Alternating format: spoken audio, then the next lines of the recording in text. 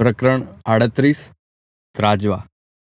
ખિસ્સામાં કાંસકો રાખીને પોતાના નવા હિપ્પીકટ વાળ ઓળ્યા કરતો. બંને ચકડોળમાં બેસતા. બાળક થશે ત્યારે તેને રમવા માટે રમકડાઓ ખરીદતા, બરફ ખાતા, આંબલી કાતરી ખરીદતા, લીલી બદામ અને કાળા શિંગોડા લઈને કોઈ છાંયડે બેસીને ખાતા. મેળામાં જ તો એકવાર વીરજીએ મોઢેથી વગાડવાનું વાજુ લીધેલું. વાજુ પોતાના ઓઠે પકડીને તે પોતે ફૂંક મારીને એવા સૂર રેલાવતો. રામબાઈ તેને જોઈને હસ્યા કરતી. બંને ઘડપણમાં સાંભળવા રેડિયો લીધેલો.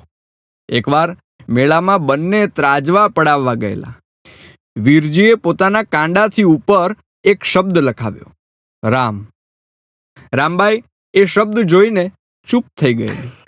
વીરજીને કહે, તમે ગાંડા થઈ ગયા છો? આ બાયુ માણાના નામ ચામડી પર નો કોતરાવાય. હા બપોરમાં તમારા દોસ્તાર દાંત કાઢશે. વીરજી કહે, એલી મારું હાલે તો આખા આભમાં તારું નામ કોતરાવું, અને એ પાછું એવડા મોટા અક્ષરમાં કે ઉપર સ્વર્ગમાંથી ઈશ્વર નહીં દેખાય કે વીરજીનો જીવ ને ભગવાન એક જ નામ છે, રામબાઈ. રામબાઈ હસી પડેલી. પછી પોતાનો હાથ ધરીને ત્રાજવા વાળાને કે, એ મારા બાપુના ગમતો સૂરજ દોરો, મારી માને ગમતો મોર દોરો, મારી પાનબેનનું નામ લખો, મારા ભાઈનું નામ ખોડો લખો, મારી નાની બેન સાકર લખો, મારી ગાવડી દોરો, એક ઘોડીએ દોરો, એક દરિયો દોરો, અમારી એક દીકરી થાય ને એને દોરો, અને એક... રામબાઈ આગળ બોલતી હતી ત્યાં પેલો ત્રાજવા પાડનારો બોલ્યો, પણ આ ધણીનું એકલાનું જ નામ ઠપકારો ને. એ ધણી સામડી ઉપર નથ, અંદર લોહી લોહીમાં છે ને રગે રગમાં છે. તે બોલી. વીરજીના માયલામાં એ શબ્દ સાંભળ્યા જેવો આનંદ જીવનમાં એક પણ બીજો આનંદ ન હતો. વીરજી નામનો માણસ તેની રગોમાં હતો, તે હૃદયમાં, આત્મતત્વમાં ભળી ગયેલો હતો. સુરતથી પાછા આવીને બંને જીવનભર હામાપુર જ રહ્યા. ગાય ઘોડીને ઉછેર્યા. 10 વીઘા જમીનમાંથી 2 માણસના રોટલા નીકળી જવા લાગ્યા.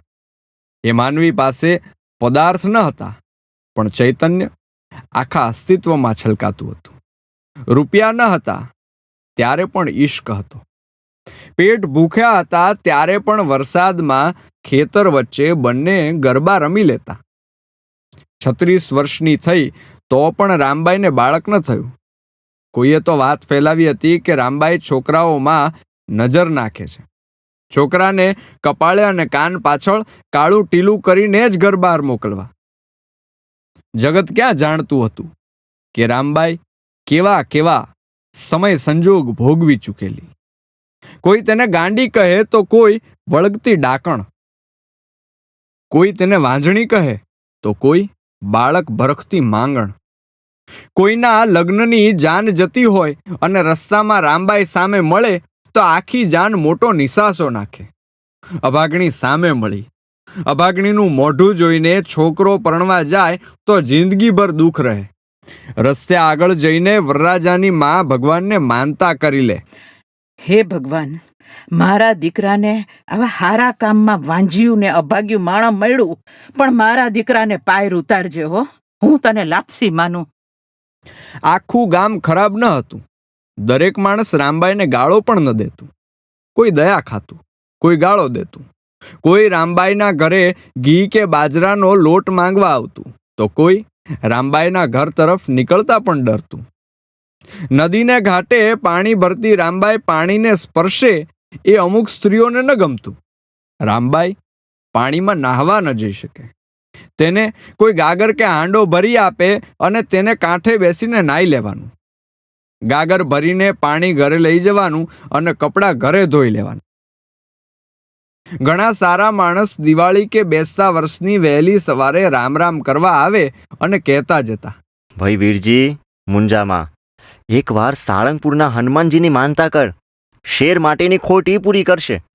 હું કહું છું, તમે બે વિસાવદર ગામના લીલા બાપુને મળો ને, એકવાર મંતર કરાવો ને દોરો કરાવો. બાપુનો હાથ છે, હું હાજરા હાજુર છે બાપુ. વીરજીએ કેટલી માનતાઓ કરી. ચાલીને એકલો દ્વારિકા ગયેલો, સાળંગપુર ગયેલો, કાળા લીલા લાલ દોરાઓ લઈ આવેલો. મંત્રેલા ધૂપ લોબાન લઈ આવેલો. રામજી મંદિરે જઈને નાળિયેર વધેરતો. દર શનિવારે નિર્જળા રહેતો. ક્યારેક તો પોતાના જમણા હાથના કાંડા પાસે લખાવેલ રામ નામને જોતો જોતો આખી રાત બોલ્યા કરતો. રામ રામ રામ રામ. રામબાઈ સવાર સુધી એ રટણ સાંભળ્યા કરતી, વીરજીને જોયા કરતી. ભગવાન માતાજી પાસે કશું માંગતી નહીં. રામબાઈ સુરતથી જે ગલુડિયાઓ લાવેલી એને રમાડવા માટે ઘણીવાર બપોર વચ્ચે ગામના 6-7 ભોળા બાળકો આવી જતા. ગલુડિયા અને બાળકોને ફળિયામાં રમતા જોઈ ઓસરીમાં બેઠેલી રામબાઈ ખુશ ખુશ થતી.